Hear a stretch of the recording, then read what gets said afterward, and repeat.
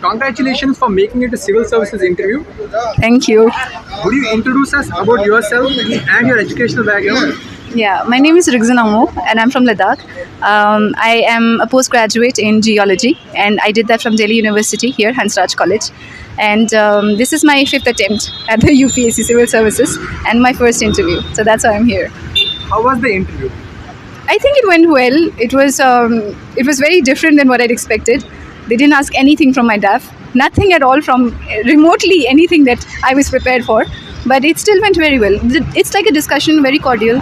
I think that was the best part. What type of questions did the board ask you? Like I said, it was everything. I mean, they went from Bollywood to economy to defense to universities to research, everything. Which question did they ask about Bollywood, and why were they interested to ask questions on Bollywood? Actually, the first question that they asked me was that who are the famous alumni from my college? And Shah Rukh Khan is a famous alumni from my college. So then they were like, okay, then are you interested in Bollywood?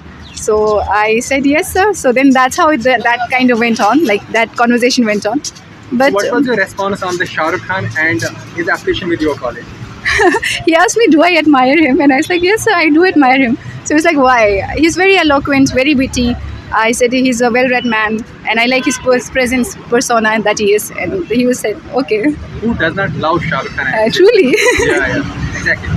So, what inspired you to choose civil service as a career? I've always been interested in working with people. Even during my college years, I was involved in civil society organizations. So I knew that this is one path to go. I knew that this is where I wanted to do further, like as a work part of my life. Civil services is a very good platform, of course, because it gives you a legitimate authority to put your ideas to execution.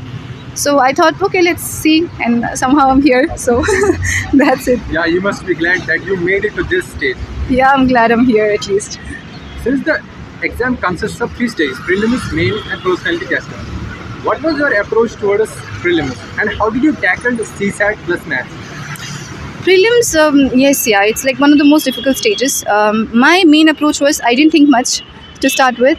I kept my sources very limited. I was mainly 80% focused on static. Current affairs, I would strictly only do quizzes and PD 365 and tests. That's it. I didn't go too much in depth to newspapers and all. They take a lot of time, so I didn't go through that. And CSAT may, because I'm from sciences, math is not an issue for me. But yes, you have to increase your speed. You have to ensure that you attempt much more questions than is in the safe space, just so that you are sure that you are getting through. I think those were the only two things I followed. How was your preparation for mains and how did you, like, since the exam is back to back for 5 days, so how did you handle that pressure? Oh, mains is difficult. Mains actually feels like war. So, in mains, again, the same strategy. I have given mains 3 times. This was the 3rd time. So, the previous 2 times, the problem which I identified was that I wasn't writing enough. I was reading a lot, I had content, but I wasn't able to crystallize it very succinctly. So, this time, what I did was mainly focus on that. I wrote a lot. I wrote too much. I guess that helped. And I focused mainly on essay, JS3, and ethics, of course, and my optional. What was your mode of preparation for this exam? Did you go for coaching or self-study or mentorship? I did take coaching for the first year, right after my master's. But then after that, I shifted to my home place, and then I studied from my own after that. Did you prepare separately or did you have an integrationist approach for prelims and mains? Very integrated approach, very. Just like very near to prelims, I would completely gear it towards tests. But overall, very integrated. Given the kind of the pressure that this exam brings with it, how did you stay physically and emotionally fit? Like I said, I have given multiple attempts here. So I think along the time, I realized that you have to be happy to get here. You can't be sad and you can't be miserable and then choose to be here. So I made peace with the fact that this is going to take time. And I'm okay with it taking time. And that I'll be happy along the process. If it comes, comes. If it doesn't come, well, okay, we'll do something better with life. What's your take on mental health and UPSC preparation? It's very important, truly. It's such a solitary process and it's very grueling on the mind. It just really confines you to 4 walls. That's good for nobody's mental health. So I would just say find a peer group, find friends, find places where you're happy, and then consistently interact with those spaces as well. You can't be confined to 4 rooms and expect you're going to fly in the exam. That's not going to happen. So just ensure that you maintain a healthy social life as well. No, don't be a butterfly social, but just at least maintain a social sphere. Since most of the aspirants face alienation in this exam, Yeah. what are your hobbies? And what is the role of hobbies in civil services? It's very important. Like I said, it's such a solitary confinement sort of exam, right? You need to have things which are always keeping you motivated, on your toes, keeps you healthy. I was always working out all throughout. I used to go to gym regularly. I used to play sports regularly. I used to dance regularly. So these are the things that will keep you energetic throughout the day. You can't study 14, 15 hours every day.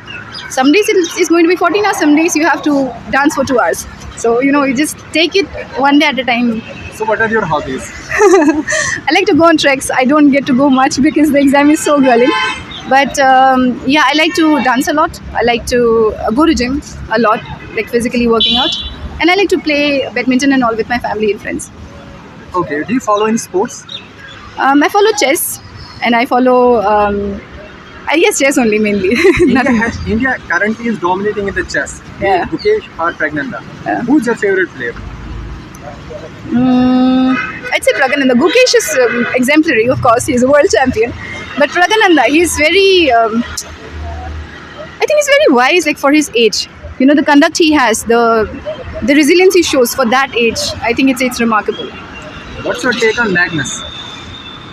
Well, he's the greatest of all time. I don't think anyone has any opinion otherwise.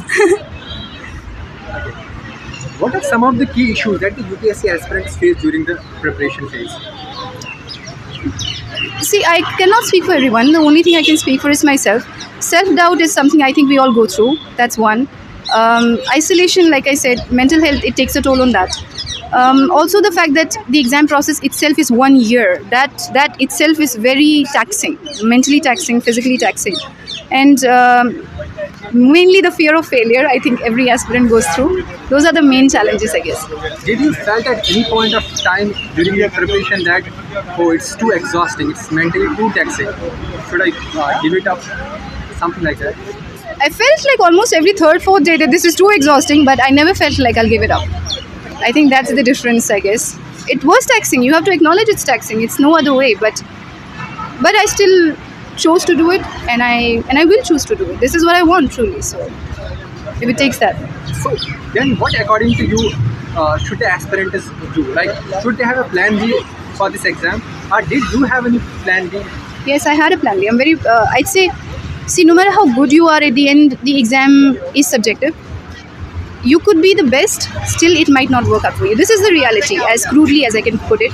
So it's pragmatic to have plan B. You should have plan B. Should it not happen, you should not be on ground zero. You should be somewhere. I would say put your time until you can build a good foundation. But after that, if it's not helping or if it's not working, then move on to something else. Do it on the sidelines, but move on to something else. You need to have something else as well. Okay, what are some of the alternatives that you would suggest to the aspirants, like apart from civil services, if they are preparing for this exam for too long? See, if you strictly go by the curricula of this exam, there are other exams which have similarly overlapping syllabus. Like you can have RBI grade B is there, that's very like that. CDS is also there. So all of these are very GS-centric exams, right? You can appear for all of them. And if you are interested in business and all, the exam is so multidimensional, it prepares you for literally anything in life. So I'd say just take this exam as a life learning lesson and put it to anything you wish to go forward with. If you would not have been preparing for civil service, what else would you have been doing? I would be in academics for sure. Academics. Yeah, I'm pursuing my PhD right now, so I think I'd continue with that, go into academics. Are you currently pursuing PhD? Yeah. In which subject?